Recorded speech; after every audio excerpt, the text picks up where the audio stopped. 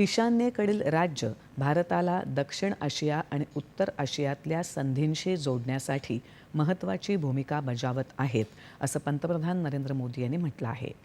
ईशान्य भारतातील सांस्कृतिक वैभव देशासमोर आणण्याच्या हेतूनं नवी दिल्लीत भारत मंडपम इथे आयोजित करण्यात आलेल्या अष्टलक्ष्मी महोत्सवाचं पंतप्रधानांनी आज उद्घाटन केलं. त्यावेळी ते बोलत होते.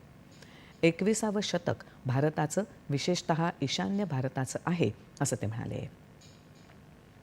पूर्वोत्तर राज्यांना विकासाच्या प्रवाहाशी जोडण्यासाठी केंद्र सरकारनं गेल्या दशकभरात अनेक पावलं उचलली आहेत. आपल्या सांस्कृतिक अष्टलक्ष्मीला महत्त्वाचं स्थान असून पूर्वोत्तरातील राज्य अष्टलक्ष्मीचं रूपच आहेत, असं ते म्हणाले. या राज्यांना सरकार इकॉनॉमी, इकॉलॉजी आणि इमोशन्स या त्रिसूत्रात जोडत असल्याचं त्यांनी सांगितलं. या महोत्सवात उद्योग व्यापाराशी संबंधित करार होतील, गुंतवणुकीची नवी द्वारं खुली होतील आणि पूर्वोत्तरमधल्या शेतकरी, शिल्पकार, कारागीर यांना गुंतवणुकीची उत्तम संधी मिळेल, असा विश्वास पंतप्रधानांनी व्यक्त केला.